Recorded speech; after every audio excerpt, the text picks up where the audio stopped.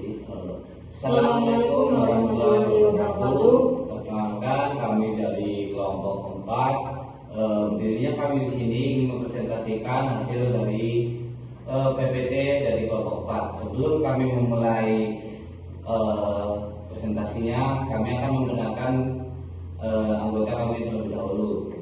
Perkenalkan, nama saya Firgiawan Putra dengan NIM 2100250007 dan teman saya. Perkenalkan, nama saya Husnadiawa Al-Fahris dengan NIM 2100250009. Di sini kami akan mempresentasikan dengan judul analisis kepemimpinan Prabu Kresna pada peristiwa gugurnya Gatot-Kaca saat perang Batarya Yuda.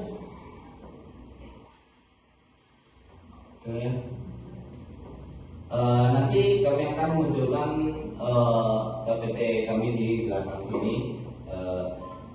Langsung aja kita mulai dari yang pertama, yaitu latar belakang Perang Batarya Yuda atau Perang Besar. Ini adalah puncak dari kisah Mahabharata, di mana pihak Pandawa yang berjuang membela kebenaran dan keadilan melawan pihak Kurawa yang serakah dan penuh kezaliman.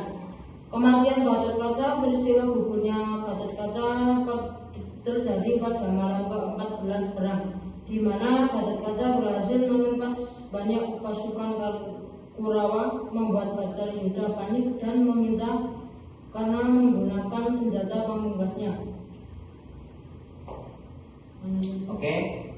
Kita masuk ke slide selanjutnya, yaitu analisis kepemimpinan. Pengorbanan yang terencana. Kresna menyadari bahwa keberadaan Gatot-Kaca yang sangat kuat, meskipun menjadi kekuatan tempur hebat, juga dapat menjadi kelemahan strategis. Karena sangat menakutkan pihak Kurawa dan dapat memicu tindak putus asa seperti penggunaan senjata pamungkas Vasavi Sakti. Pengendalian kepentingan. Kresna memahami bahwa Vasavi Sakti hanya bisa digunakan satu kali. Dengan mengorbankan Gatot-Kaca, Kresna secara strategis mengarahkan senjata pamungkas itu pada momen yang tepat yang menguntungkan Pandawa dan menghindarkan penggunaan pada saat yang lebih krusial. Mungkin nanti kami bisa munculkan slide-nya di belakang kami.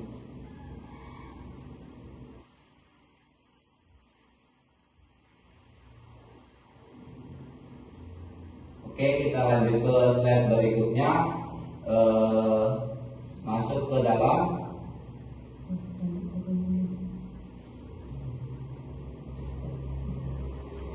Untuk slide selanjutnya, yaitu ini analisis kepemimpinan dari Prabu Kresna. Menerapkan keseimbangan moral dan logika. Meskipun berat, Kresna menunjukkan kemampuan menjaga keseimbangan antara moralitas dan kebutuhan strategi. Keputusan untuk mengorbankan Gatot-Kaca adalah salah satu contoh decision making yang dilakukan demi tujuan yang lebih besar, memenangkan perang demi kebenaran.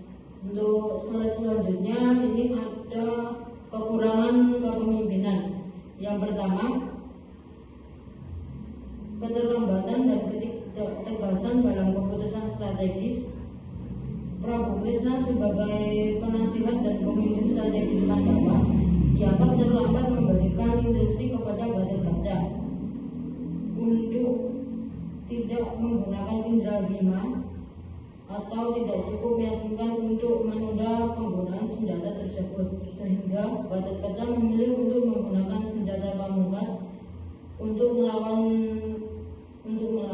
karena kekurangan analisis. Analisis kepemimpinan seringkali berfokus pada hasil akhir, tetapi analisis yang lebih mendalam akan menyoroti mengapa keputusan penting ini tidak diambil atau tidak efektif lebih awal, menunjukkan kelemahan dan perencanaan taktis atau komunikasi karena pada pasukannya. Selanjutnya kita akan masuk slide dampak kepemimpinan. Dampak kepemimpinan Prabu Kresna pada gugurnya Gatot-Kaca tidak secara langsung menyebabkan kematian Gatot-Kaca. melainkan melalui keputusan strategisnya untuk mengizinkan Gatot Kaca bertempur pada malam hari melawan, karena kematian Gatot Kaca adalah konsekuensi dari Kresna yang mengorbankan Gatot Kaca untuk mengalahkan, karena sehingga senjata pemangkas karena Vasavi Sakti yang tadinya akan digunakan melawan Arjuna kini terbuang untuk melawan Gatot Kaca. Selanjutnya akan dibacakan oleh Husna. Oke. Untuk slide selanjutnya yaitu kesimpulan. Kesimpulan Prabu Kresna dalam peristiwa gugurnya Gatot Kaca adalah Kresna tidak secara langsung terlihat dalam kematian Gatot Kaca, namun kepemimpinannya tercermin dalam upaya mempertahankan kemenangan pihak Pandawa meskipun harus kehilangan putra Bima tersebut. Kresna sendiri tindak sebagai penandu dan penasihat strategis bagi Pandawa, dan dalam konteks ini kesimpulannya adalah untuk memastikan bahwa peristiwa tersebut tidak menghancurkan semangat dan tujuan Pandawa dalam perang. Sumber utama peristiwa ini adalah dari kitab Bata Yuda, terutama versi bahasa Jawa yang tertulis oleh Empu Senda dan Panulu. Oke, itu tadi presentasi singkat dari kami tentang analisis kepemimpinan Prabu Kresna. Jika kawan-kawan ingin memberikan pertanyaan, boleh komen-komen aja, dan jangan lupa di like ya. Kalau mau bertanya silahkan komen. Sekian dari kami. Selamat siang. Assalamualaikum warahmatullahi wabarakatuh. Terima kasih.